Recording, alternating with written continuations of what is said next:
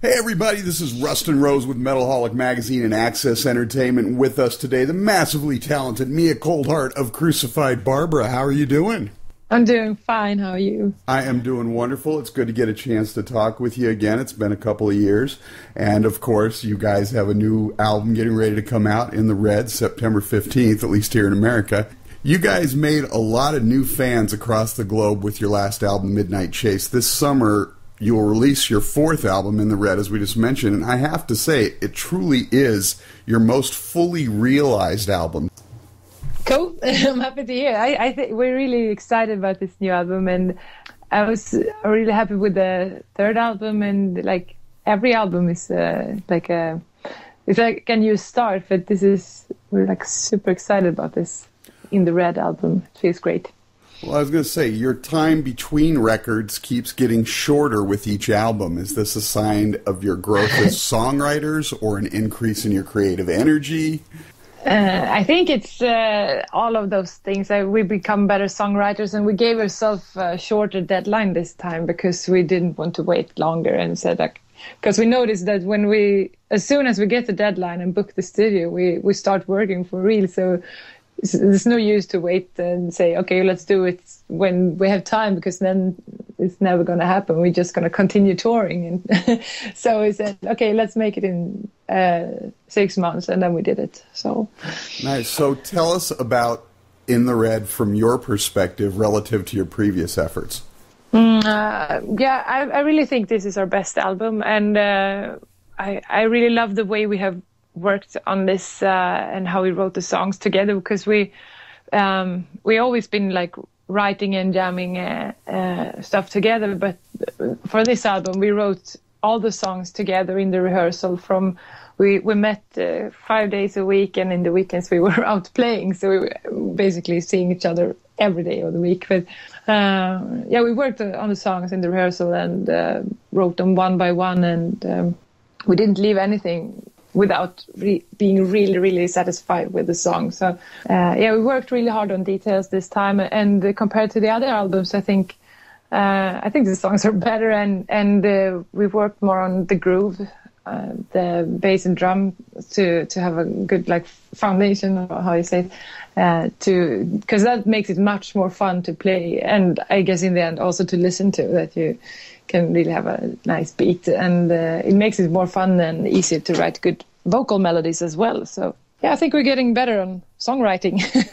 Right. Well, and every band hopes that their new album is their best album, but in this case, from an outside perspective, I have to agree with that.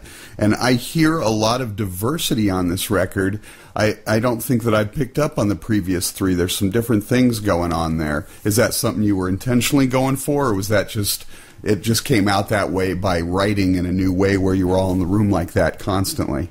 I think it's just we always been very careful with not choosing which direction we're going to go with our music. I think that's one of the fun part with being in this band, is that we don't have any rules how to write music and how the song's going to turn out. So basically we work mostly with riffs or grooves, and I want to play a song like this. Maybe Nikki starts to play some drums that she's been thinking about in her sleep, and then we try to write something that matches that. And when we wrote this album, I was a lot of times during this, like if you see each other every day, the song's going to sound the same in your head because you're playing the same riffs all over and over again and the same chords. But so I was really worried that, we won't hear any difference of the songs, but I think it ended up being the total difference, because I think they're really different from each other. And I think that's because we have let every song go their own direction.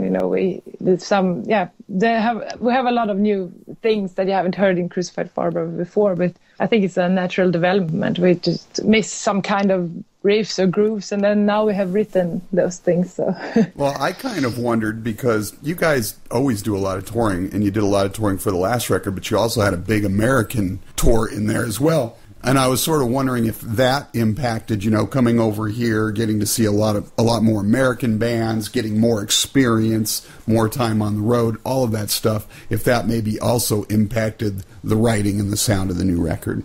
Yeah, unfortunately we can't see much on tour, many bands, but of course it's every tour and every gig and everything, every day in your life is like affecting the songwriting. And for me, and for us, I think that the touring makes us, first of all, play better together. We get tighter for each tour we do, and playing more and more together, and can enjoy the live gigs more. And I think that we learn what we're missing on stage, if we're missing, and what's working, what's fun to play, and what songs are feeling a bit missing the energy, and then we try to write more songs that are fun to play. So I think that's part of the touring, is really making a difference for the songwriting. That nice. We're actually trying them a lot on the road. So now, lyrically, you were bearing more of yourselves this time around, too, starting with the first single. Tell us about To Kill a Man. The song is quite heavy subject. It's basically about rape and if you have seen the video, we're dealing with, it's just fact about how it looks today, terribly bad it is. But the story behind this song, why it was actually Clara Force who wrote the lyrics for this song, and she got the inspiration, or how you say it, from a case in Sweden with a police chief who was really he dedicated his whole life and career to work for women's rights and gender equality, and he was really into these things and widely known in Sweden for this. And then all of a sudden he was caught by the police in a razzia and discovered that he was a rapist himself, and one of the worst we heard about, really. So he ended up in prison for 7 years. So that's, and Clara wrote the song when the lyrics for the song when she had listened to was a radio documentary by one of the victims, a young girl who told the story, and how this has really destroyed her life. And so that was the fuel to write the lyric for it. And it's actually tragic that he only gets 7 years for something like that. Yeah, in Sweden it's like this. It's crazy. If you go do something like tax crimes or like economical crimes, you can get lifetime, but not for rape. So. Right. There's this ubiquitous thing in pop culture, especially here in America, I don't know what it's like abroad, called the male gaze. And you see it in things like commercials where the camera is following the woman's body rather than her face, as if a man is checking her out.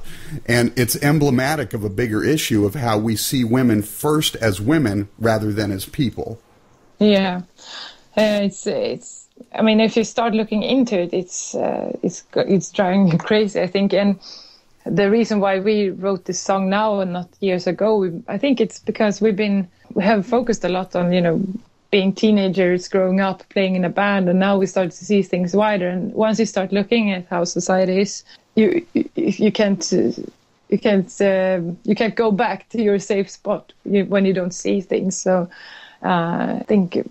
It feels like sometimes it's like, okay, we write a song about this subject and I want to do more, but now I'm in a band, so this is our thing to do. So and that's your way to do it. You can't turn a blind eye, but you can enlighten others, Yeah. And one part of the work. Yeah. One of the tragic things too with what you're talking about on that song is that women do this to other women too. It's not just men, although that's predominant, but women do it to other women too. Yeah. Yeah, and it's a problem. I mean, men also gets raped, so it's not only a women's thing, but I think it's like this is a human problem. So, right.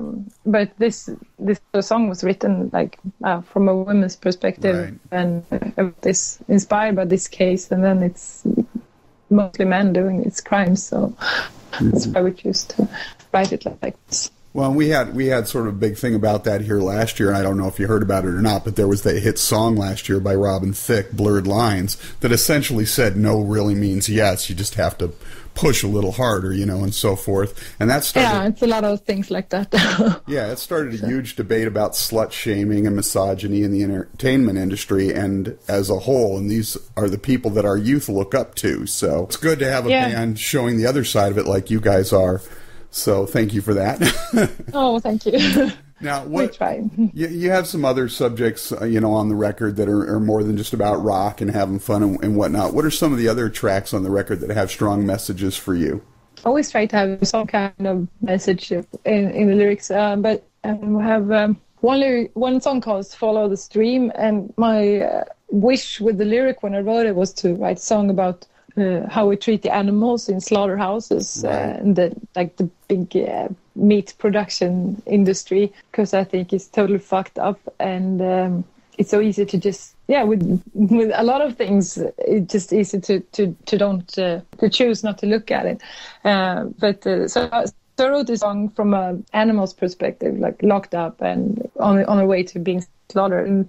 But I think when I read the lyrics when it was done, it was like, shit, this is it sounds like a war lyric from inside a war among humans. So I think it's and that's exactly what we're doing to us, I think. But so that's what I had in mind for that song. And then we have there's one called "The Ghost Inside," and I wrote that because I'm getting really heartbroken every time I hear about these young girls and boys who are so affected by the fashion industry, everything around you, news, magazines, internet, bullying, telling you that you're not okay. And this song is about the voice inside you that's always confirming what you think is the right way, and that you can't live up to all those expectations. And I think it's sad that it goes down lower down in the ages, that people are not feeling well about themselves just because they don't feel that they fit in, and that song is about that, basically. Right, and that's kind of the one I was waiting to hear you talk about, because it's so true, and especially with technology these days, people, you see all the imagery on TV and in the movies and everywhere and on pop culture about what you should look like, how you should dress, who you should be, and then you've got this disconnected internet social networking thing where people can just be brutal and mean, and they can do it from a distance, so there's no accountability for it. And you have teenagers who are killing themselves because they're being bullied by people they don't even know on the other side of the country and whatnot, and it's just tragic. So. Yeah, it's really tragic. And it just exploded with now, when it's easy to, as you say, you can bully people that you don't know. It doesn't matter, and a lot of people just spending their time being double-faced and living a normal life. I'm surprised, even that it's both kids and grown-ups doing this. It's being mean to each other. I don't see the point of doing that, really. Right. Now, my favorite track on the album, at least today, it could change tomorrow, is Electric Sky. And that was the first song that when I heard it, I was like, this is really something a little bit new for you guys. Give us the backstory on that one. Oh, I love that song. It's one of my favorites, really. It's so fun to play. And I think the riff for the intro part and that goes through the song it's been around for a long time. And we have been playing it, and it started out almost like a disco song, it's totally different, I think, from what we've done before. So, but we really like to play it, and we used to rehearse it a lot, and we have to do something with this. And now it was the time, so we decided to give it a try, and I think it turned out to be a really cool song that I'm really enjoying to play. I love the album artwork. Tell us a little bit about that.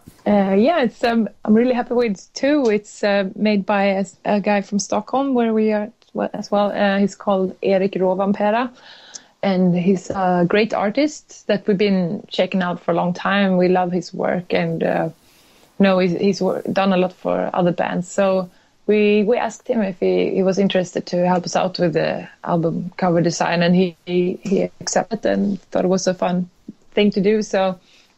Yeah, so we gave him some guidelines, the colors and some ideas and the title and stuff. And he came up with this directly, so we didn't really change much. We were just super happy from the start, which is rare. So he's a great guy and really good designer, I think. Nice. You guys recorded your debut album a decade ago this year. You were in the studio putting the finishing touches on it.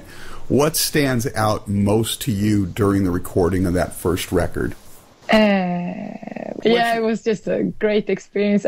And one thing that I always I think about it a lot when I see us now in the studio working on songs and writing, fluently and record on our computers and stuff. Because when we arrived to the studio, we had this producer, Mankan Sedenberg was his name. He's a really great guy. We arrived, we'd go and spend 3 weeks there, I think, and totally isolated from the rest of the world. And he said, okay, do you have some demo tapes of the songs we're going to record? And we were like, yeah, we have them on a cassette tape, this. Some people will not even know what it is, I think. But it was really like a cassette tape. And so we sat down in the studio room the first night and, okay, let's listen to the songs. And we had recorded the songs, our demos in the rehearsal room and with a cassette tape. And so we put it on and the sound was like... all horrible and distorted. Sometimes you could hear it's like... in the background, that was my voice. So he said, okay, we'll start from song 1 and take it from there. So he did have an easy job, but I think we made it. We're still going. So awesome. Mia Coldheart, Crucified Barbara, the new album In the Red. Phenomenal. It is. Everybody strives for their best album every time, but I think you guys have hit it so far. This is the best of your 4. Cool. So we look forward to it coming out, and we appreciate you taking the time to chat with us, and we hope you get back over here to the States so we can see you live again. Yeah, thank you very much for the interview, and hope to see you on tour. We're definitely coming back.